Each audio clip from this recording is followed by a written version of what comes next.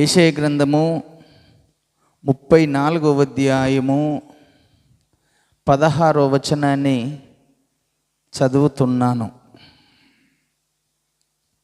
యెహోవా గ్రంథమును పరిశీలించి చదువుకొనుడి, ఆ జంతువులలో ఏదియు లేకయుండదు, దేని జతపక్షి దాని యొద్ద ఉండక మానదు.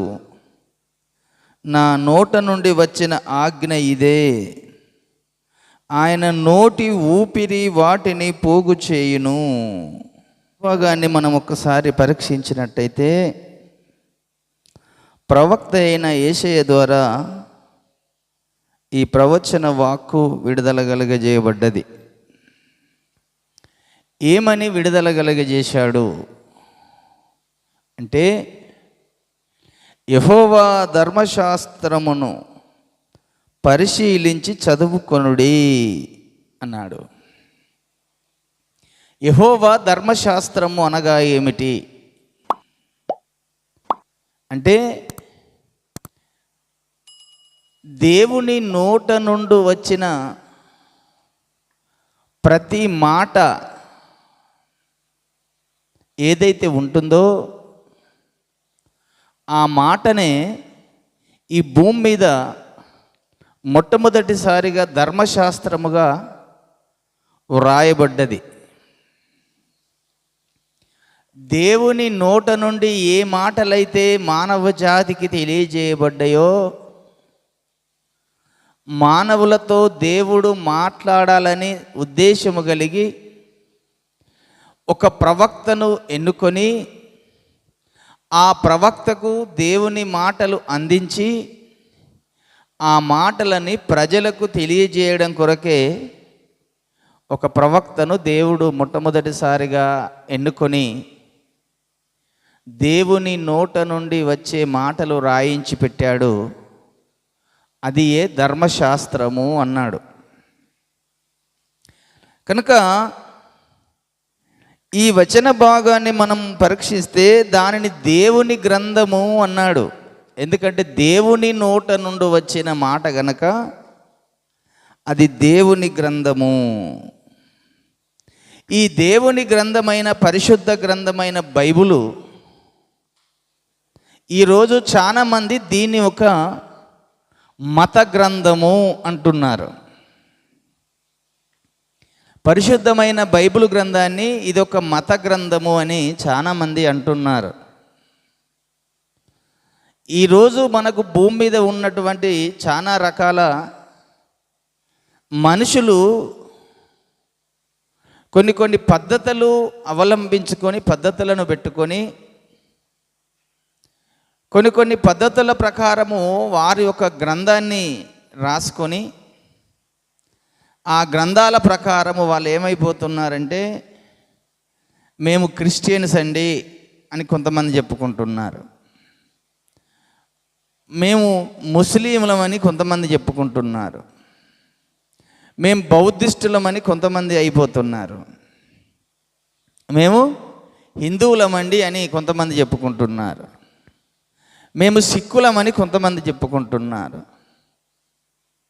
కదండి, జైనీయులమని కొంతమంది. అంటే మానవుడు ఈ భూమి మీదకి వచ్చిన తర్వాత ఆ మానవుడు కొన్ని పద్ధతులను తనకు తానే అవలంబించుకొని ఆ పద్ధతుల ప్రకారం ఒక గ్రంథాన్ని రాసుకొని ఆ గ్రంథమే మాకు చాలా ప్రాముఖ్యమైన గ్రంథము, మేము ఆ గ్రంథమును అనుసరించి మా భక్తి జీవితాన్ని కొనసాగించుకుంటాము అనుకుంటున్నారు. కనుకనే ముస్లిములు అనేటువంటి వారికి పవిత్రమైన గ్రంథముగా వాళ్ళు ఎంచుకున్నది ఖురాన్. ఆ ఖురానులో ఉన్నటువంటి సత్యాలను వారు అనుసరించి నడుచుకుంటారు.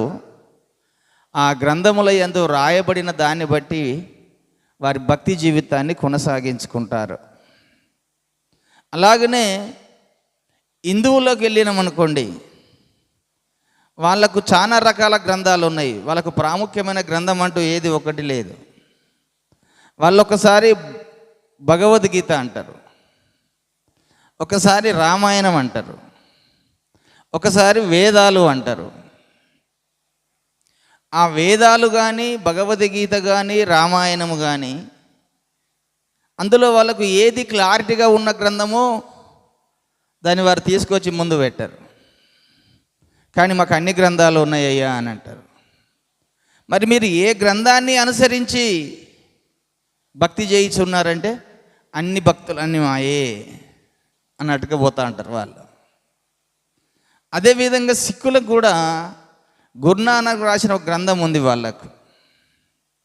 బౌద్ధిస్టులకు కూడా గౌతమ బుద్ధుడు రాసిన దిగానికాయ అనే గ్రంథం ఒకటి ఉంది. దాన్ని అనుసరించి నడుచుకుంటారు. అంటే ఎందుకు ఈ విషయాన్ని మనం తెలుసుకోవలసిన సత్యం ఏంటిదంటే, ఈ లోకంలో అనేక మత గ్రంథాలు ఉన్నాయి. అందులో ఇంకా మతాల పేరుతో మనుషులు రకరకాల అభిప్రాయాలు కలిగి ఉన్నారు.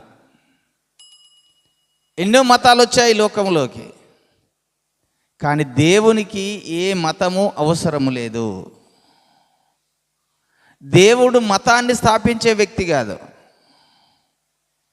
కనుకనే దేవునికి మతం అనేది లేదు. దేవునికి ఒక ప్రజలకు సత్యము తెలవాలి,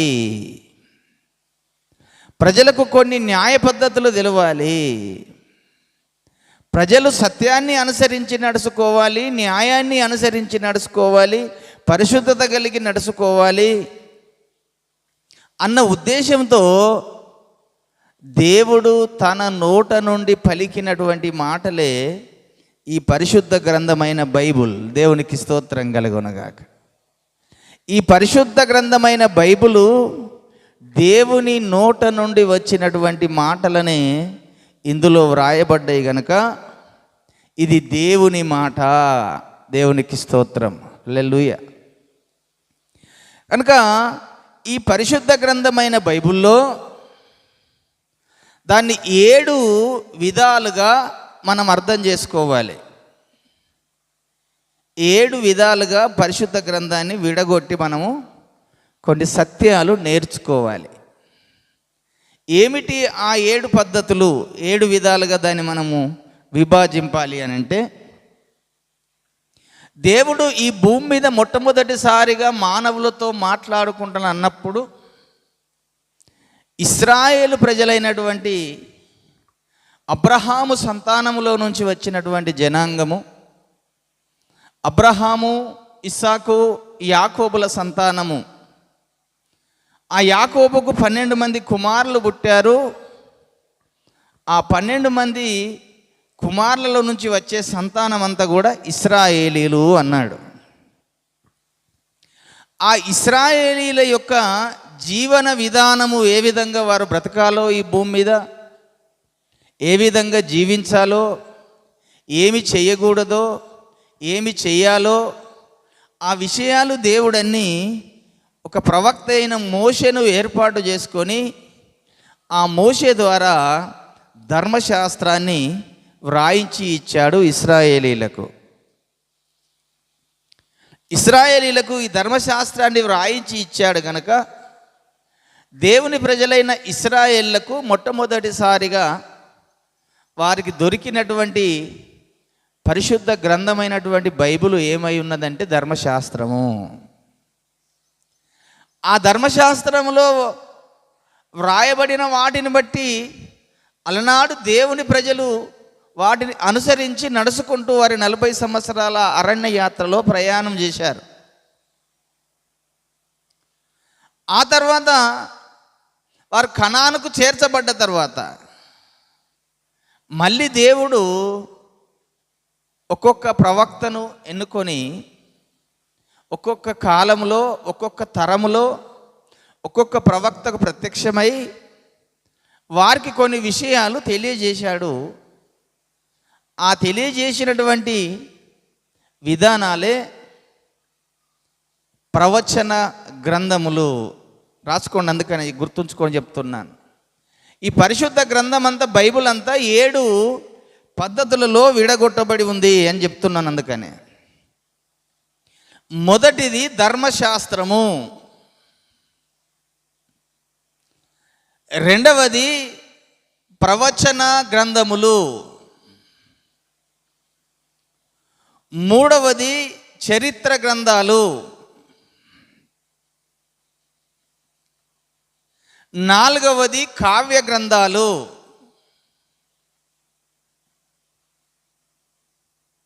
నాలుగవది కావ్య గ్రంథాలు.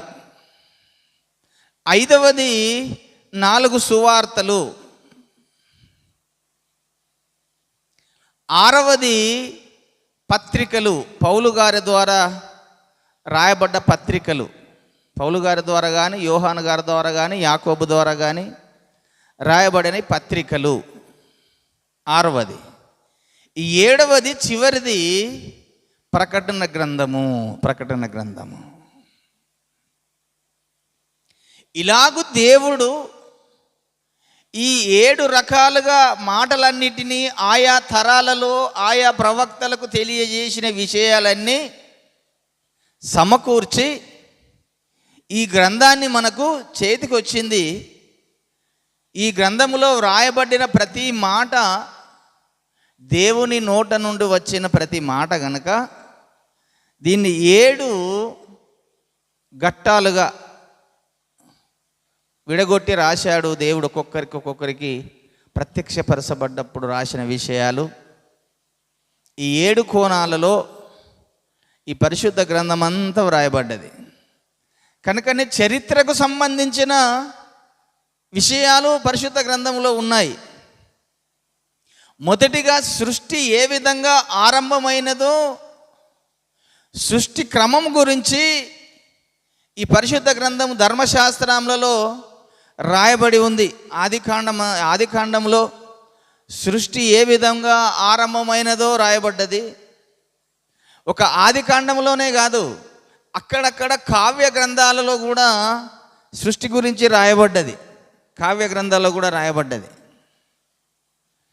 కనుక సృష్టి ఆరంభము పరిశుద్ధ గ్రంథములో రాయబడ్డది. ఈ సృష్టి అంతము కూడా పరిశుద్ధ గ్రంథములో రాయబడ్డది. కనుక సృష్టి మానవుని యొక్క నిర్మాణము ఏ విధంగా జరిగిందో రాయబడ్డది. మానవుడు ఈ లోకాన్ని విడిచిన తర్వాత ఎటు వెళుతాడో రాయబడ్డది. ఈ లోకము తర్వాత ఎన్ని లోకాలు ఉన్నాయో విశ్వములో అవన్నీ రాయబడ్డాయి. ఎన్ని ప్రపంచాలు ఉన్నాయో రాయబడ్డాయి. ఆ ప్రపంచాల్లో నివసించే నివాసులు ఉన్నారు, వాళ్ళ గురించి రాయబడ్డది. తర్వాత ఈ భూమిని విడిచిన తర్వాత మానవుడు ఎక్కడికి వెళ్తాడు అనే విషయాన్ని కూడా క్లుప్తంగా రాయబడ్డది. మనుషులు నరకానికి వెళ్ళే వారి గురించి రాయబడ్డది. దేవుని రాజ్యమునకు వెళ్ళే వారి గురించి కూడా రాయబడ్డది. దేవుని రాజ్యానికి ఎవరు వెడతారో, ఎలాంటి భక్తి కలిగిన వారు వెళ్తారో, ఏ విధంగా ఉంటే వెళ్తారో ఆ విషయాలు కూడా ఇందులోనే రాయబడ్డది. కనుక నరకానికి ఎవరు వెళ్తారో, ఎలాంటి వారు వెళ్తారో, ఎలాంటి క్రియలు చేత వెళ్తారో అవి కూడా ఈ పరిశుద్ధ గ్రంథంలో రాయబడ్డాయి. కనుకనే దేవుడు మానవ జాతి క్షేమము కొరకు తన నోటి మాటలన్నీ మానవులకు అందించడం కొరకే ఈ పరిశుద్ధ గ్రంథాన్ని రాయించాడు. గనుక ఆ చదువుకున్న వచన భాగాన్ని మనము చదివినట్టయితే, అందుకని ఏం చెప్పాడు? యెహోవా గ్రంథమును పరిశీలించి చదువుకొనుడి అన్నాడు. ఇది యెహోవా గ్రంథం అంటే దేవుని నోట నుండి వచ్చిన ప్రతి మాట సంబంధించిన గ్రంథము. ఎందుకు చదువుకోవాలి? దేవుడు ఎవరితో మాట్లాడుతున్నాడు? మానవులతోనే మాట్లాడుతున్నాడట. మానవులకే తన జ్ఞానాన్నంతా తెలియజెప్పాలని, మానవులకే తన నోటి మాట ప్రకటన చేయాలని, సంభవించబోవు సంగతులన్నీ కూడా ముందుగాలే నా ప్రజలకు తెలియజేయాలని దేవుడు మానవులకే మాట్లాడుతున్నాడు, మానవులతోనే చెప్పుతున్నాడు. కనుకనే సామెతల గ్రంథము 8వ అధ్యాయము తీయండి ఒకసారి, 1 నుంచి 4 వచనముల 4-5 చదువుతున్నాను. జ్ఞానము ఘోషించుచున్నది, వివేచన తన స్వరమును వినిపించుచున్నది. త్రోవ పక్కను రాజవీధుల మొగలులోను నడి మార్గములలోనూ అది నిలుచుచున్నది. గుమ్మముల యొద్దను పురద్వారముల నొద్దను పట్టణపు గవుల యొద్దను నిలువబడి అది ఇలాగు గట్టిగా ప్రకటన చేయుచున్నది. మానవులారా, మీకే నేను ప్రకటించుచున్నాను, నరులకు మీకే నా కంఠస్వరము వినిపించుచున్నాను. జ్ఞానము లేని వారలారా, జ్ఞానము ఎట్టిదైనదని తెలుసుకొనుడి. బుద్ధిహీనులారా, బుద్ధి ఎట్టిదైనదని యోచించి చూడుడి. నేను శ్రేష్టమైన సంగతులను చెప్పదను వినుడి. దేవునికి స్తోత్రం కలుగునుగాక. దేవుడు మాట్లాడుతున్నాడు ఒకరోజు మానవులతో. జ్ఞానము ఘోషించుచున్నదట. జ్ఞానము అనగానే దేవుడు. ఎందుకంటే జ్ఞానం ఎక్కడ ఉన్నది? దేవుని దగ్గరనే ఉన్నది జ్ఞానం అంతా. ఏ జ్ఞానం ఉన్నది దేవుని దగ్గర? విశ్వములో ఉన్నటువంటి అన్ని ప్రపంచాలకు సంబంధించిన జ్ఞానమంతా దేవుని దగ్గర ఉన్నది. కనుక ఆ జ్ఞానమై ఉన్న దేవుడెవరు చెప్పండి? ఇప్పుడు కొలస్సీ పత్రికలోకి రండి. కొలస్సీ పత్రిక 2వ అధ్యాయంలో బుద్ధి జ్ఞానములు సర్వ సంపదలు ఆయన యందే గుప్తమై ఉన్నవి. ఎవడైనను చక్కని మాటల చేత మిమ్మును మోసపరచకుండునట్లు ఈ సంగతిని చెప్పుచున్నాను. దేవునికి స్తోత్రం కలుగునుగాక. బుద్ధి జ్ఞానములన్నీ కూడా క్రీస్తు యందే గుప్తమై ఉన్నవి కనుక ఆ క్రీస్తు మాటలాడుతున్నాడు. జ్ఞానము మా ఘోషించుచున్నది. నేను మీకు శ్రేష్టమైన సంగతులు చెప్పుతాను, నా మాటలు ఆలకించండి, నా మాటలకు చెవియొగ్గండి, వాటిని మీరు తెలుసుకొనండి అని దేవుడు మాటలాడుచు, మానవులారా మీకే నేను ప్రకటించుచున్నాను, నరులకు మీకే నేను నా కంఠస్వరాన్ని వినిపించుచున్నాను అంటున్నాడు. ఎందుకు దేవుడు మానవుల పట్ల అంత ప్రేమ కలిగి ఉన్నాడు? మానవులతో నేను మీకు నా జ్ఞానాన్ని చెప్పుతాను, మానవులారా మీకే నేను నా కంఠస్వరాన్ని వినిపిస్తాను, మీరు జ్ఞానమును తెలుసుకొనండి అంటున్నాడంటే ఏ మానవులతో మాట్లాడుతున్నట్టు? ఇప్పుడు చెప్పండి, ఈ పరిశుద్ధ గ్రంథమైన బైబిలు ఒక మతానికి సంబంధించిన గ్రంథమా? మానవులంటే ఈ భూమి మీదకి వచ్చిన ప్రతి వ్యక్తి మానవుడే కదా. నరులంటే ప్రతి ఒక్కడు నరుడు అంటే మానవుడు ప్రతి ఒక్క నరుడే అంటున్నాం కదా. అంటే పరిశుద్ధ గ్రంథమైన బైబిలు ఒక మతానికి సంబంధించిన గ్రంథము కాదు. ఈరోజు చాలామంది కొంతమంది అజ్ఞానముగా మాట్లాడుచున్నారు. ఆ పరిశుద్ధ గ్రంథమైన బైబిలు అది మన మతానికి సంబంధించింది కాదు, వేరే మతానికి సంబంధించింది అంటున్నారు. ఇప్పుడు అంటున్న వ్యక్తి మానవుడు కాదా? ఆ అంటున్న వ్యక్తి నరుడు కాదా? ఆయన నరుడైనప్పుడు ఇది ఇంకొక సంబంధం అని చెప్పి మత గ్రంథం అని ఎలా కనగలుగుతున్నాడు? అంటే దేవుని సత్యమును తెలుసుకోకుండా, దేవుని జ్ఞానమును తెలుసుకోకుండా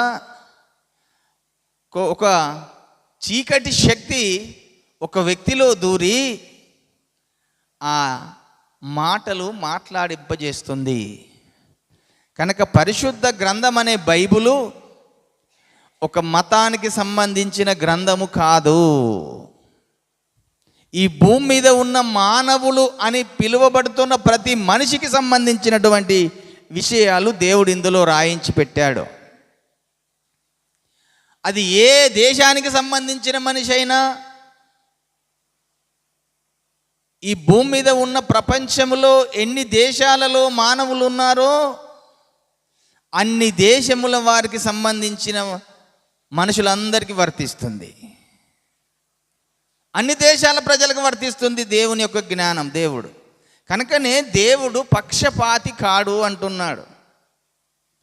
దేవుడు అంటే అందరికీ సృష్టికర్త గనుక తను సృజించిన పిల్లలకు తన జ్ఞానము తెలపాలని, తన జ్ఞానం వారు తెలుసుకోవాలని ఆరాటపడుతున్నాడు. కనుకనే దేవుడు ఏ ప్రవక్తల ద్వారా రాయించినటువంటి పరిశుద్ధ గ్రంథం ఉన్నదో దాన్ని జాగ్రత్తగా చదవండి. అందుకనే దాన్ని ఏమన్నాడంటే యెహోవా గ్రంథము, దేవునికి స్తోత్రం కలుగును గాక. ఇది దేవుని చేత రాయబడ్డది కనుక ఈ దేవుని గ్రంథాన్ని మనము చదివేటప్పుడు పరిశీలించి చదువుకొనుడి అన్నాడు. ఆ జంతువులలో ఏదియు లేక ఉండదు అని ఒక అద్భుతమైన మాట మాట్లాడాడు. దేని జతపక్షి దాని యొద్ద ఉండక మానదు అన్నాడు. ఇక్కడ మనకేమైనా ఆలోచన విధానం పనిచేసిందా? మీదనేమో యెహోవా గ్రంథమును పరిశీలించి చదువుకోమన్నాడు, మళ్ళీ కింది వచనంలోనేమో జంతువులలో ఏదియు లేక ఉండదన్నాడు, దేని జతపక్షి దాని యొద్ద ఉండక మానదన్నాడు. మళ్ళీ పక్షి అనే మాట వాడాడు, ఇక్కడ జంతువు అనే మాట వాడాడు. ఎందుకు జంతువు అనే మాట వాడాలి, ఎందుకు పక్షి అనే మాట వాడాలి కదండి? కనుక ఒక్కొక్క సందర్భంలో కొన్ని విషయాలు దేవుడు మరుగుగా ఉంచి మాట్లాడతాడు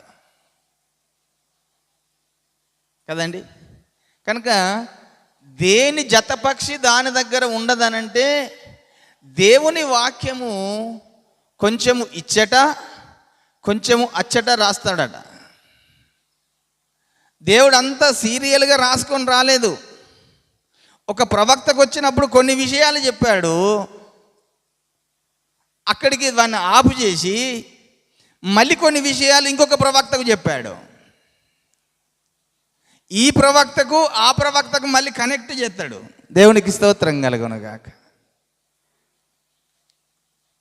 అర్థమవుతుందండి? ఒక కాలంలో ఒక ప్రవక్తను ఎన్నుకున్నాడంటే ఆ ప్రవక్త కొన్ని విషయాలు చెప్తాడు, అవి కంప్లీట్ కావు, అక్కడికి ఆపేస్తాడు. తర్వాత మళ్ళీ ఒక ప్రవక్తను ఎన్నుకున్నప్పుడు తనతో మాట్లాడుతున్నప్పుడు వీటిని కనెక్ట్ చేసి ఆయనకు మరికొన్ని విషయాలు చెప్తుంటా అంటాడు. అది మనము పరిశీలించాలి. కనుకనే ఇంకొక వచనం చూడండి. యెషయా గ్రంథం 28వ అధ్యాయంలోకి రండి. ఇప్పుడు 28వ అధ్యాయంలో 13వ వచనము 10 నుంచి చదువుతున్నాను. యెషయా గ్రంథము 28:10. ఆజ్ఞ వెంబడి ఆజ్ఞ, సూత్రం వెంబడి సూత్రము, కొంత ఇచ్చట కొంతము అచ్చట చెప్పుచున్నాడని వారు అనుకొందురు. నిజమే, అలసిన వారికి నెమ్మది కలగజేయుడి. ఎలాగట దేవుని వాక్యము? కొంచెము ఇచ్చట కొంచెము అచ్చట. 13లో చెప్తాడు అదే మాటని. నత్తివారి పెదవుల చేతను అన్య భాషలతోనూ ఈ జనములతో మాటలాడుచున్నాడు, అయినను వారు వినలులరైరి. కావున వారు వెళ్ళి వెనుకకు మొగ్గి విరుగుపడి చిక్కుబడి పట్టబడినట్లు ఆజ్ఞ వెంబడి ఆజ్ఞ, సూత్రం వెంబడి సూత్రము, కొంత ఇచ్చట కొంత అచ్చట యెహోవా వాక్యము మీకు వచ్చును. దేవునికి స్తోత్రం కలుగునుగాక. ఆజ్ఞ వెంబడి ఆజ్ఞ వస్తుంది, సూత్రం వెంబడి సూత్రం వస్తుంది. దేవుని వాక్యము కొంచెం ఇచ్చట ఉంటుంది, కొంచెం అచ్చట ఉంటుంది. ఆ జ్ఞానము మనము నేర్చుకోవాలంటే పరిశుద్ధాత్మ దేవుని సహాయం మనకు అవసరమై ఉన్నది. ఎందుకంటే పరిశుద్ధ గ్రంథం అంతటిని రాయించిన వ్యక్తి పరిశుద్ధాత్మ దేవుడు. కనుక పరిశుద్ధాత్మ దేవుడు రాయిస్తేనే రాయబడ్డది. కనుక దేవుని మాట కొంచెము ఇచ్చట కొంచెము అచ్చట ఉంటుంది. అలా తెలిసిన వారికే అది అర్థమవుతుంది, కానీ తెలియని వారికి వారు దాన్ని అపార్థం చేసుకునే విధానంలో ఉంటున్నారు ఈరోజు చాలామంది. కనుక దేవుని వాక్యము పరిశీలించి చదువుకోమన్నాడు. నువ్వు ఈ లోకంలో ఏమి చదువుతున్నావో ఈ లోకంలో చదువంతా వ్యర్థమే. దేవుని వాక్యము నీవు చదివితే నీ జీవితం బాగుపడుతుంది. దేవుని వాక్యము నీకు తెలిస్తే నీ బ్రతుకు బాగుపడుతుంది. నువ్వు ఎన్ని పెద్ద పెద్ద గ్రంథాలు చదివి పెద్ద పెద్ద పుస్తకాలు చదివి పుస్తకాలు రాసి ఎన్ని రాసినా నీ జీవితం బాగుపడదు. కానీ దేవుడు రాయించినటువంటి పరిశుద్ధ గ్రంథమైన బైబిల్ చదివితే నీ జీవితము బాగుపడుతుంది. ఎందుకు అనంటే ఈ పరిశుద్ధ గ్రంథములో దేవుడు అనేక విషయాలు రాయించి పెట్టాడు. అనేక విషయాలు రాయించి పెట్టాడు. రేపు జరగబోతున్న సంభవాలు మనం ముందే తెలుసుకొని జాగ్రత్త పడాలి. కనుకనే ఈ పరిశుద్ధ గ్రంథంలో కొన్ని జరిగిపోయిన విషయాలు రాయబడ్డాయి, జరుగుతున్న విషయాలు రాయబడ్డాయి, జరగబోయే విషయాలు కూడా రాయబడ్డాయి. దేవుడు అందుకనే వర్తమాన భూత భవిష్యత్ కాలములలో ఉన్నటువంటి దేవుడు అన్నాడు. దేవునికి స్తోత్రం కలుగునుగాక. ఆ వచన భాగాన్ని చూడండి. ప్రకటన గ్రంథము 1వ అధ్యాయములో 8వ వచనం. ప్రకటన 1:8. అల్పయు ఓమేగయు నేనే, వర్తమాన భూత భవిష్యత్ కాలములలో ఉండువాడను నేనే అని సర్వాధికారియు దేవుడు నాకు ప్రభు సెలవిచ్చుచున్నాడు. దేవునికి స్తోత్రం కలుగునుగాక. ఇంకా కొన్ని విషయాలు మనకు తెలియాలంటే ఈ వర్తమాన భూత భవిష్యత్ కాలములలో ఏమి జరిగిపోయిందో ఆ జరిగిపోయిన విషయాలు పరిశుద్ధ గ్రంథమైన బైబిల్లో ముందుగాలే రాయబడ్డాయి.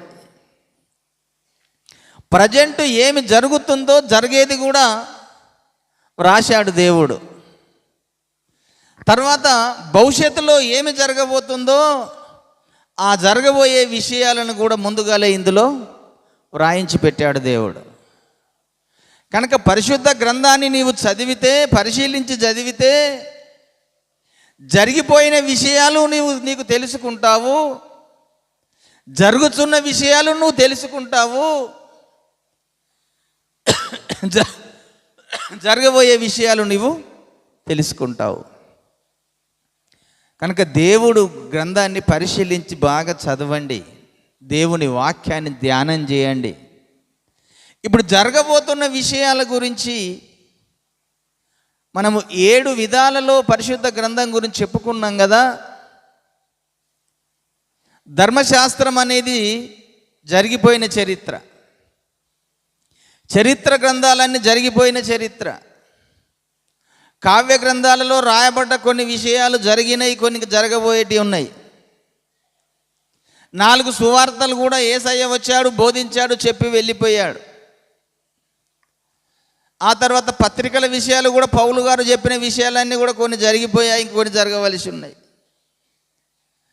అసలు మనం ఇప్పుడు సంఘము తెలుసుకోవలసిన సత్యం ఏంటిదయ్యి అంటే ప్రకటన గ్రంథం అనేటువంటి ఆ గ్రంథాన్ని బాగా చదవాలి. దేవునికి స్తోత్రం కలుగునుగాక. ప్రకటన గ్రంథాన్ని ఎవరైతే చదువుతారో వారు రాబోతున్నటువంటి విషయాలను నేర్చుకుంటారు, తెలుసుకుంటారు. రేపు ఈ భూమి మీద ఏమి జరగబోతుంది, భూప్రలయము ఏ విధంగా వస్తుంది, దేవుని రాకడకు జరిగే సంభవాలు ఏమిటి, మనకు అన్ని క్లుప్తంగా ఈ ప్రకటన గ్రంథములో తెలియజేశాడు దేవుడు. ఆది కాండంలోనేమో సృష్టి ఆరంభం గురించి చెప్పాడు, ప్రకటన గ్రంథంలోనేమో ముగింపు కోసం చెప్పాడు. ఇంకా నడుమ ఉన్నటువంటి ఆ గ్రంథాలన్నీ కూడా మానవ జాతి క్షేమం కొరకు చెప్పినటువంటి విషయాలు. కనుక దేవుని పిల్లలారా, దేవుని సంగమా, ఈరోజు ఎక్కువగా దేవుని బిడ్డలు తెలుసుకోవలసిన సత్యం ఏంటిదంటే, ప్రకటన గ్రంథాన్ని చాలా జాగ్రత్తగా చదవండి. కనుకనే ప్రకటన గ్రంథం 1వ అధ్యాయం 3వ వచనంలో ఈ మాటను దేవుడు ముందుగా రాయించి పెట్టాడు యోహాను గారి ద్వారా. చూడండి, ఆ 3వ వచనాన్ని చదువుచున్నాను. ప్రకటన 1:3. సమయము సమీపించినది గనుక ఈ ప్రవచన వాక్యములు చదువువాడును వాటిని విని ఇందులో వ్రాయబడిన సంగతులను గైకొనువారును ధన్యులు. దేవునికి స్తోత్రం కలుగునుగాక. ఏంటిదట? సమయము సమీపించుచున్నది గనక ఈ ప్రవచన వాక్యములను చదువువాడును వాటిని విని ఇందులో వ్రాయబడిన సంగతులను గైకొనువారును ధన్యులు అన్నాడు. నువ్వు నిజంగా ధన్యుడవు కావాలంటే, నువ్వు దేవుని రేపు రాకడ విషయాలు తెలుసుకోవాలంటే, రేపు ప్రపంచం మీద ఎలాంటి విపత్తులు జరుగుతాయో, ఈ ప్రపంచమంతా ఏ విధంగా ఉండబోతుందో అవన్నీ నీవు తెలుసుకొని జ్ఞానము సంపాదించుకోవాలంటే ప్రకటన గ్రంథమును చదవడము మర్చిపోకూడదు. దేవుని సంఘము ప్రతి వారు కూడా ప్రకటన గ్రంథాన్ని చదవండి, దాన్ని పరిశీలించి చదవండి, పరిశోధించి చదవండి, వాక్యం వెంబడి వాక్యం చదవండి, సూత్రం వెంబడి సూత్రం పెట్టుకొని చదవండి. అప్పుడు దేవుని జ్ఞానము నీకు దొరుకుతుంది. దేవునికి స్తోత్రం కలుగునుగాక. ఈ మొదటి అధ్యాయములో ఆ మాట చెప్పాడు, మళ్ళీ చివరిలో 22వ అధ్యాయములో కూడా అదే మాట చెప్తున్నాడు దేవుడు. చూడండి, ప్రకటన 22:10వ వచనము. మరియు అతడు నాతో ఇలాగు చెప్పెను, ఈ గ్రంథమందున్న ప్రవచన వాక్యములకు ముద్ర వేయవలదు, కాలము సమీపమై ఉన్నది. అన్యాయము చేయువాడు ఇంకను అన్యాయమే చేయనిమ్ము, అపవిత్రుడైన వాడు ఇంకను అపవిత్రుడుగానే ఉండనిమ్ము, నీతిమంతుడు ఇంకను నీతిమంతుడుగానే ఉండనిమ్ము, పరిశుద్ధుడు ఇంకను పరిశుద్ధుడుగానే ఉండనిమ్ము. ఇదిగో త్వరగా వచ్చుచున్నాను, వాని క్రియల చొప్పున ప్రతి వానికి ఇచ్చుటకు నేను సిద్ధపరిచిన జీతము నా యొద్ద ఉన్నది. నేనే అల్పయు ఓమేగయు, మొదటివాడను కడపటివాడను, ఆదియు అంతమునై ఉన్నాను. దేవునికి స్తోత్రం కలుగునుగాక. ఈ చివరి అధ్యాయంలో కూడా అదే చెప్పుకొచ్చాడు. నేను త్వరగా వస్తున్నాను నా పిల్లలారా, మీరు మాత్రము ఈ ప్రవచన వాక్యములకు మీరు ముద్ర వేయవలదు, కాలము సమీపమై ఉన్నది. ఇందులో రాయబడిన సంగతులన్నీ మీరు తెలుసుకోనండి, వాటి ప్రకారం మీరు మెలకువగలిగి ఉండండి, జ్ఞానమంతా సంపాదించుకోనండి. అన్యాయం చేసేటోని మీరు ఏమనకూడదు, వాడు అన్యాయమే చేయనియండి.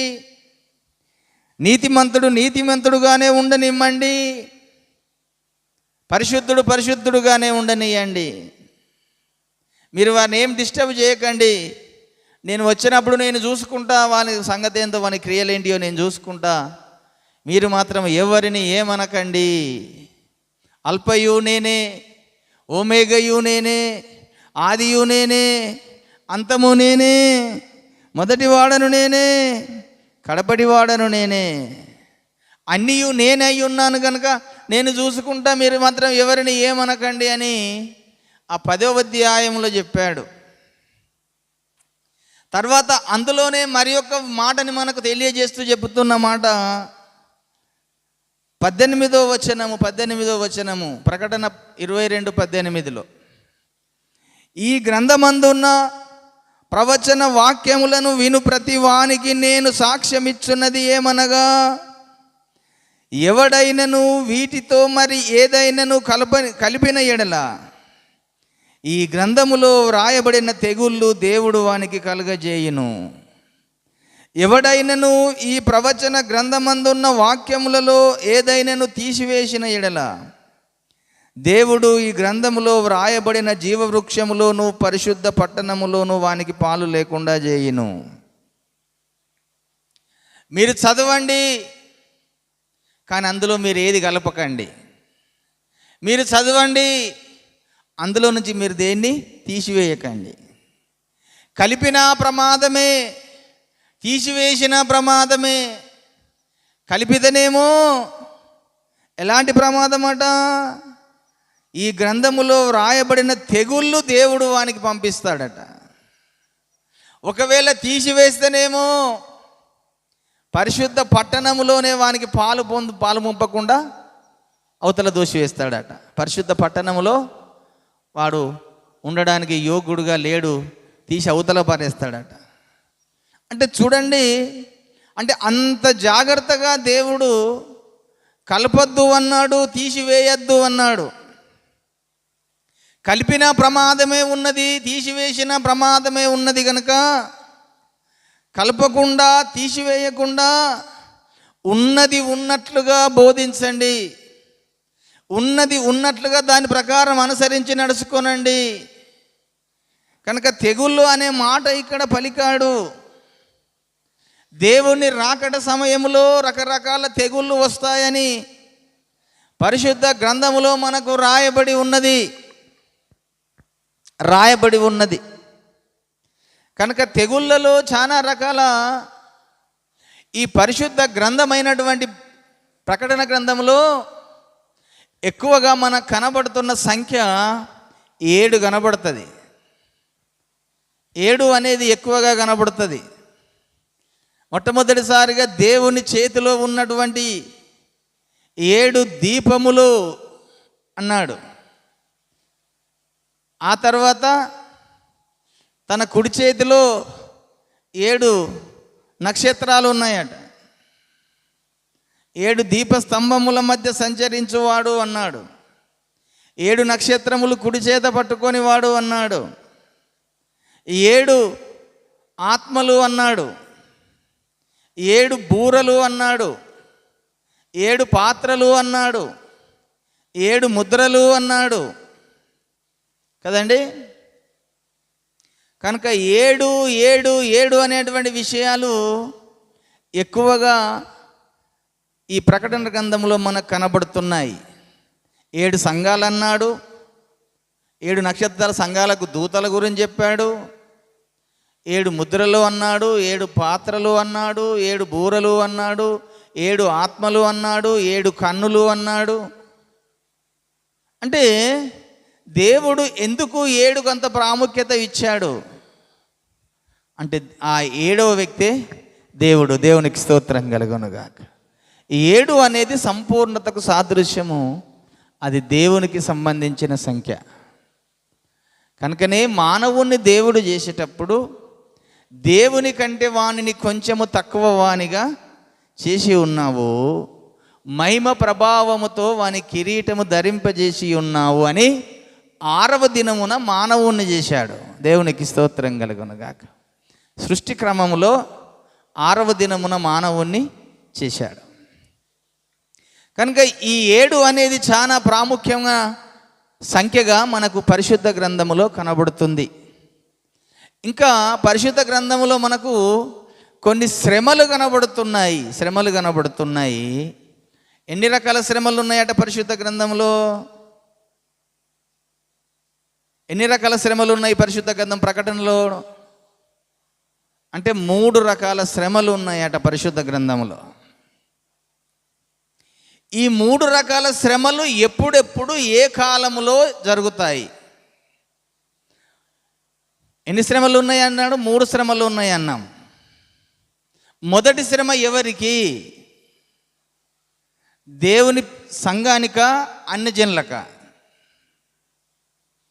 అంటే మొదటి శ్రమ అన్యజనులకే మొదటి శ్రమ కలిగిస్తాడు దేవుడు. ఎప్పుడు ఈ మొదటి శ్రమ కలుగుతుంది? 5వ ముద్ర విప్పినప్పుడు, 5వ బూర ఊదినప్పుడు. 5వ బూర ఎప్పుడైతే పరలోకములో ఊదబడుతుందో అప్పుడు భూమి మీద ఉన్నటువంటి అన్యజనులకు ఒక శ్రమ కలుగుతుంది. ఆ శ్రమ ఎలాంటి శ్రమ అట? మిడతలు అనేది పాతాళములో నుంచి, అగాధములో నుంచి బయటకు వచ్చి దేవుని ముద్ర ఏ వ్యక్తికైతే దేవుని ముద్ర లేదో వారిని బాధిస్తాయి. ప్రకటన గ్రంథము తీయండి ఇప్పుడు 9వ అధ్యాయము. ప్రకటన గ్రంథము 9వ అధ్యాయంలో ఈ శ్రమ గురించి మనకు దేవుడు రాయించి పెట్టాడు. 9వ అధ్యాయం 1వ వచనము. 5వ దూత బూర ఊదినప్పుడు ఆకాశము నుండి భూమి మీద రాలిన ఒక నక్షత్రము చూసి తిని, అగాధము యొక్క తాళపు చెవి అతనికి ఇయ్యబడెను. అతడు అగాధము తెరవగా పెద్ద కొలిమిలో నుండి లేచి పొగ వంటి పొగ అగాధములో నుండి లేచెను. ఆ అగాధముల నుండి పొగ చేత సూర్యుని వాయుమండలమును చీకటి కమ్మెను. ఆ పొగలో నుండి మిడతలు భూమి మీదికి వచ్చెను. భూమిలో నుండి తేళ్లకు బలము ఉన్నట్లు వాటికి బలము ఇయ్యబడెను. మరియు నొసళ్ళ యందు దేవుని ముద్ర లేని మనుషులకే తప్ప భూమిపైనున్న గడ్డికైనను, ఏ మొక్కలకైనను, మరి ఏ వృక్షమునకైనను హాని కలగజేయకూడదని వాటికి ఆజ్ఞ ఇయ్యబడెను. చూశారండి? దేవుని నొసళ్ళ యందు ఈ భూమి మీద ఉన్న మానవులకు, యావత్ ప్రపంచములో ఉన్న మానవులందరికీ దేవుని ముద్ర ఏ మనుషునికైతే లేకుండా ఉంటుందో ఆ మనుషుని మాత్రమే అవి కుడతాయట. దేవుని ముద్ర ఎవరైతే ఏ మనుషునికైతే ఉంటుందో, వేయబడి ఉంటుందో, ఆ మనుషుణ్ణి ఆ మిడతలు ఏమాత్రం కుట్టవు. ఇప్పుడు నా నొసటి మీద దేవుని ముద్ర ఉందనుకోండి, అది నన్ను చూసి పారిపోతుంది తప్ప నన్ను కుట్టదు. ఎవరి నొసటి మీదనైతే దేవుని ముద్ర లేకుండా ఉంటుందో వారిని మాత్రమే ఆ మిడతలు కుడతాయి. అప్పుడు మనుషుడు ఆ బాధ తట్టుకోలేక నేను మరణిస్తే బాగుండు అని చెప్పి చనిపోవడానికి ఎన్నో రకాల ప్రయత్నాలు చేస్తాడు. ఎందుకంటే ఒక మనిషిని తేలు కుడితే ఎంత బాధ ఉంటుందో ఆ మిడత వచ్చి కుడితే అంత బాధ ఉంటుంది. అది కుడుతూనే ఉంటుంది, అటు పోతుంది, మళ్ళీ వచ్చి మళ్ళీ కుడుతుంది. ఒక్కసారి కుడితేనే అబ్బో లాగా ఎంతగానో వేదన పడి దుఃఖపడి విలవిల కొట్టుకుంటా అంటాం. ఒక్కసారి మనిషినికి తేలు కుడితే ఎంత కొట్టుకుంటా అంటాము? ఒక్కసారి కుడితేనే అంత బాధ కొద్ది కొట్టుకొని మొత్తుకుంటాం కదా. అలాగనే అది కుడుతూనే ఉంటుంది, వీని బాధ ఆరిపోకుండా మొత్తుకుంటూనే ఉంటా అంటాడు. ఆ బాధ తట్టుకోలేక నేను చచ్చిపోతే బాగుండులే అని మనుషుడు చావడానికి ఎన్నో రకాల ప్రయత్నాలు చేస్తాడు. కానీ ఆ సమయంలో దేవుడు మరణాన్ని నిలిపివేస్తాడట. దేవునికి స్తోత్రం కలుగునుగాక. మరణం అనేది రాకుండా ఆపివేస్తాడు. ఆ 5 నెలలు వాటి బాధ 5 నెలలు ఉంటుంది. ఆ 5 నెలలు భూమి మీద ఉన్న మనుషులు ఆ బాధ భరించవలసిన వారే. దేవుని ముద్ర నొసళ్ళ యందు ఉన్న వారికి ఏది అది ఏమాత్రం హాని చేయదట. మరి దేవుని ముద్ర అంటే ఏంటిది? దేవుని ముద్ర మనకు ఎప్పుడు వేయబడుతుంది? దేవుని ముద్ర అంటే ఏంటిదో అదే ప్రకటన గ్రంథము 22:4 చూడండి.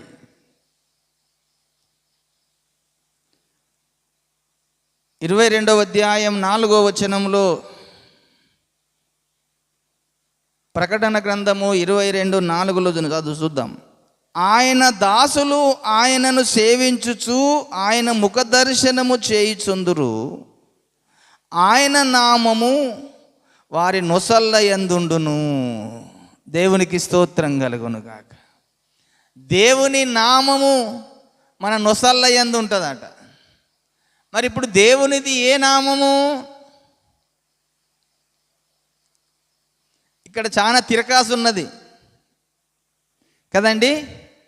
కనుకనే ప్రకటన గ్రంథం 14వ అధ్యాయంలోకి రండి.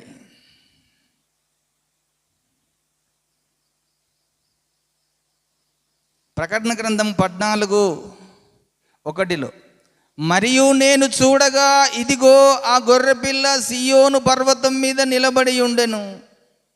ఆయన నామమును ఆయన తండ్రి నామమును నొసల్ల యందు లిఖించబడి ఉన్న 144,000 మంది ఆయనతో కూడా ఉండిరి. దేవునికి స్తోత్రం కలుగునుగాక. ఎవరి నామం అట? తండ్రి నామము. ఆయన నామము అంటే యేసయ్య నామము, తండ్రి నామము. వారి నొసల్ల యందు ముద్రించబడి ఉన్నదట 144,000 మందికి. మరి ఈ ముద్రే ఉంటుందా? ఇంకేదన్నా ముద్ర ఉన్నదా అంటే ఎఫెసీ పత్రిక 4:30 కూడా మరి ఒక మాట కూడా రాయబడి ఉన్నది. ఎఫెసీ 4:30 దేవుని పరిశుద్ధాత్మను దుఃఖపరచకుడి, విమోచన దినము వరకు ఆయన యందు మీరు ముద్రించబడి ఉన్నారు. దేవునికి స్తోత్రం కలుగునుగాక. అంటే దేవుని ముద్ర అని అంటే యేసయ్య నామము, తండ్రి నామము, పరిశుద్ధాత్మ అన్ని నామములు కలిసి ఒక ముద్ర దేవుడు ఆ అంత్య దినాలలో మన నొసటి మీద వేసిపోతాడట. దేవుని పిల్లలకు దేవుని ముద్ర దేవుడు ఆ అంత్య దినాల్లో వేసిపోతాడండి. ఆ వేస్తాడని చెప్పి ప్రకటన గ్రంథము 7వ అధ్యాయంలోకి రండి. ప్రకటన గ్రంథము 7వ అధ్యాయంలోకి వచ్చినట్టయితే ఆ 7వ అధ్యాయంలో ఒక చక్కటి మాట దేవుడు ముందుగానే మనకు రాయించి పెట్టాడు. 3వ వచనము, ఈ దూత మేము మా దేవుని దాసులను వారి నొసల్ల యందు ముద్రించు వరకు భూమికైనను సముద్రమునకైనను చెట్టుకైనను హాని చేయవద్దని బిగ్గరగా చెప్పెను. దేవునికి స్తోత్రం కలుగునుగాక. ఒక దూత వచ్చి మనకు తెలియకుండానే దేవుని ముద్ర మనకు వేసిపోతుంది. ఆ దేవుని ముద్ర వేయబడిన వారికి మాత్రము ఆ మిడతలు ఏమాత్రము కుట్టకుండా అవి పరిగెత్తుకొని వెళ్ళిపోతాయి. ఇది మొదటి శ్రమ. ఈ మిడతల అది 5 నెలలు అయిపోవడంతోనే మొదటి శ్రమ గతించిపోతుంది అన్నాడు. అందుకనే ఆ వచన భాగం కూడా చూడండి. 12వ వచనంలో చెప్తాడు, మొదటి శ్రమ గతించెను, ఇదిగో మరి 2 శ్రమలు అటు తర్వాత వచ్చును అన్నాడు. ఈ మొదటి శ్రమ అన్ని జనులకు కలిగే అటువంటి శ్రమ. దేవుని ముద్ర లేని వారికి మిడతలొచ్చి బాధించే శ్రమ మొదటి శ్రమ. ఈ 2వ శ్రమ ఎవరికి? 2వ శ్రమ అనేది ప్రత్యేకంగా 2 వ్యక్తులకు. అంత్య దినాలలో, చివరి దినాలలో 2 వ్యక్తులు రాబోతున్నారు. దేవుడు 2 ప్రవక్తలని భూమి మీదకి పంపించబోతున్నాడు. ఆ ప్రవక్తలు వచ్చి భూమి మీద దేవుడు వారికి ఇచ్చిన అధికారము 1260 దినములు వారు ప్రవశిస్తూ ఉంటారు. అన్ని దేశాలకు వెళ్తారు, అన్ని ప్రాంతాలకు వెళ్తారు. దేవుని సువార్తను వారు విరిగా ప్రకటిస్తారు. వారు అవసరమైనప్పుడు అగ్ని ఆకాశం నుంచి కురిపిస్తారు, నీళ్లను రక్తముగా మారుస్తారు. అలాంటి వారు 2 ప్రవక్తలను దేవుడు అంత్య దినాలలో పంపించబోతున్నాడు. వారు వచ్చి 3.5 సంవత్సరాలు భూమి మీద దేవుని పక్షమున నిలబడి సువార్త అంతటా అన్ని దేశాలకు వెళ్తుంది, అన్ని ప్రాంతాలకు వెళ్తుంది, అన్ని అద్భుతాలు చేస్తారు, ఆశ్చర్యకార్యాలు చేస్తారు. వారు సాక్ష్యం చెప్పుట అయిపోవడంతోనే అగాధములో నుంచి ఒక క్రూర మృగం వచ్చి వారిద్దరిని చంపేస్తుంది. ఆ ఎప్పుడైతే వారు చచ్చిపోతారో ఆ చచ్చిపోయినప్పుడు ఈ యొక్క రెండవ శ్రమ గతించిపోతుందట. దేవునికి స్తోత్రం కలుగునుగాక. ప్రకటన గ్రంథము 11వ అధ్యాయంలోకి రండి. 14వ వచనం 13 నుంచి చదువుతున్నాను. ఆ గడియలోనే గొప్ప భూకంపము కలిగినందున ఆ పట్టణములో 10వ భాగము కూలిపోయెను. ఆ భూకంపం వలన 7,000 మంది చచ్చిరి. మిగిలిన వారు భయాక్రాంతులై పరలోకపు దేవుణ్ణి మహిమపరిచిరి. రెండవ శ్రమ గతించెను, ఇదిగో మూడవ శ్రమ త్వరగా రాబోచున్నది అన్నాడు. ఈ ఇద్దరు సాక్షులు చంపబడే కాలాన్ని రెండవ శ్రమ ముగించబడుతుంది. మూడవ శ్రమ త్వరగా రాబోతుంది అన్నాడు. ఈ మూడవ శ్రమ ఎవరికి అంటే మూడవ శ్రమ సంఘానికి. దేవునికి స్తోత్రం కలుగునుగాక. మూడవ శ్రమ కేవలము సంఘానికే. సంఘానికి మూడవ శ్రమ దేవుడు తీసుకొచ్చి పెట్టబోతున్నాడు. ఏమిటి ఆ శ్రమ? దాని గురించి దానియేలు గ్రంథము 7వ అధ్యాయంలో చూడండి. దానియేలు ద్వారా కొన్ని విషయాలు దేవుడు మనకు తెలియజేస్తూ వచ్చాడు. దానియేలు గ్రంథము 7వ అధ్యాయంలో 25వ వచనం, 7:25. ఆ రాజు మహోన్నతునికి విరోధముగా మాటలాడుచు మహోన్నతుని భక్తులను నలగగొట్టును. అతడు పండుగ కాలములను న్యాయ పద్ధతులను నివారణ చేయబూనుకొనును. వారము, ఒక కాలము, కాలములు, అర్థకాలము అతని వశమున నుంచబడుదురు. అతని అధికారము చేయుటకును నిర్మూలము చేయుటకును తీర్పు విధింపబడిన గనుక అది కొట్టివేయబడెను. ఎవరికంటే ఇది? మహోన్నతుని భక్తులకును. వారిని నలగగొడతాడట వాడు. 8వ అధ్యాయంలో కూడా మాట వ్రాయబడి ఉంటుంది. 8వ అధ్యాయంలో కూడా ఆ మాట రాయబడుతుంది. 25, ఇది కూడా 8:25లోనే మళ్ళీ. మరియు నతడు ఉపాయము కలిగిన వాడై మోసము చేసి తనకు లాభము తెచ్చుకొనును. అతడు అతిశయపడి తన్ను తాను హెచ్చించుకొనును. క్షేమముగానున్న కాలమందు అనేకులను సంహరించును. అతడు రాజాతిరాజుతో యుద్ధము చేయును గాని కడపట అతని బలము దైవాధీనము వలన కొట్టివేయబడును. ఆ దినములను గురించిన దర్శనము వివరించి ఉన్నాను అన్నాడు. ఇక్కడ కూడా దేవుని యొక్క పిల్లలకు శ్రమ కలుగుతుంది అన్నాడు. ప్రకటన గ్రంథంలో కూడా ఆ విషయాలని రాసి పెట్టాడు దేవుడు ముందుగానే మనకు కూడా. 14వ అధ్యాయంలో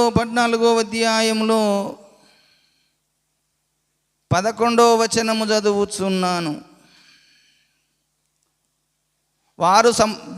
వారి బాధ సంబంధమైన పొగ యుగములు లేచును. ఆ క్రూర మృగమునకు గాని దాని ప్రతిమకు గాని నమస్కారము చేయని వాడును దాని పేరు గల ముద్ర ఎవడైనను వేయించుకొనిన ఎడల వాడును రాత్రింబవళ్ళు నెమ్మది లేని వారయ్యుందురు. దేవుని ఆజ్ఞలను యేసును గూర్చిన విశ్వాసము గైకొనుచున్న పరిశుద్ధుల ఓర్పు ఇందులో కనబడును. అప్పుడు భూమి మీద సంఘం ఉంటుందండి. సంఘం ఎత్తబడేది ఏమీ లేదు. పరిశుద్ధుల ఓర్పు ఇందులో కనబడుతుందంటే అంత్యక్రీస్తు వచ్చినప్పుడు, అబద్ధ క్రీస్తు వచ్చినప్పుడు భూమి మీద వాడు పెట్టే పద్ధతులు 2. ఒకటొక విగ్రహాన్ని పెట్టి దానికి నమస్కారం చేయమంటాడు. ఇంకోటేమో ఒక ముద్ర చేయించి ఆ ముద్ర అందరూ వేయించుకోమంటారు. ఈ రెండు పద్ధతులు వాడు అవలంబించి పెడతాడు. దేవుని పిల్లలు, ఎందుకంటే వారు దేవుణ్ణి మాత్రమే సేవిస్తారు, దేవునికి మాత్రమే మొక్కుతారు, కానీ ఇంకొక దానికి నమస్కారం చేయలేరు. అలా శద్రక్ మేషక్ అబేద్నెగోల కాలములో నెబుకద్నెజర్ ఏదైతే విగ్రహమును చేసి పెట్టి నమస్కారం చేయమన్నాడో, మేము మాత్రము ఆ విగ్రహముకు నమస్కారము చేయము, దానికి మ్రొక్కమని అన్నప్పుడు అగ్ని గంధకములు గల గుండములో ఏ విధంగా వేశాడో, అంత్యక్రీస్తు అబద్ధ క్రీస్తు వచ్చి కూడా అలాగనే ఒక ప్రతిమను చేయించి దాన్ని భక్తులకు దేవుని పిల్లకు నమస్కారం చేయమంటారు. అప్పుడు కూడా వారు మనమందరం కూడా దానికి నమస్కారం చేయకుండా శద్రక్ మేషక్ అబేద్నెగోల వలె మన నిలబడిన వారు ఆ రోజు రక్షించబడతారు. దేవునికి స్తోత్రం కలుగునుగాక. రెండవది, ఒక ముద్ర తీసుకొచ్చి పెడతాడు. అట్లా ఒప్పకపోతే ఆ ముద్ర వేయించుకున్న వానికి మాత్రమే నా ప్రభుత్వంలో అన్ని వసతులు కల్పిస్తాను. 666 అనే ముద్ర ఎవరైతే నొసటి మీద కానీ చేతి మీద కానీ వేయించుకుంటారో, ఆ వేయించుకున్న వారికి మాత్రమే నా ప్రభుత్వంలో వారికి అన్ని రకాల వసతులు కల్పిస్తాను. అది వేయించుకోకపోతే నేను కల్పించను. నేను మీకు బియ్యం కావాలన్నా ఏ నిత్యావసర వస్తువు ఏది కావాలన్నా ముద్ర వేయించుకుంటే నేను ఇస్తాను, లేకుంటే వెయ్యను అంటాడు. అప్పుడు పరిశుద్ధుల ఓర్పు కనబడుతుంది. ఒక్క పూట తిండి కోసము జ్యేష్ఠత్వ హక్కుని అమ్ముకున్న ఏశావు లాంటి వారు అనేకులు ఆ రోజుల్లో పడిపోతారు. కనుక అది ఎప్పుడైతే ఈ 3వ శ్రమ గతిస్తుందో అప్పుడు దేవుడు భూమి మీదకి మళ్ళీ దిగి వస్తాడు. కనుక ఈ విషయాలని మనము నేర్చుకోవాలంటే ప్రకటన గ్రంథాన్ని బాగా చదవాలి. ఇంకా అనేక విషయాలు ఇందులో ఉన్నాయి, అవన్నీ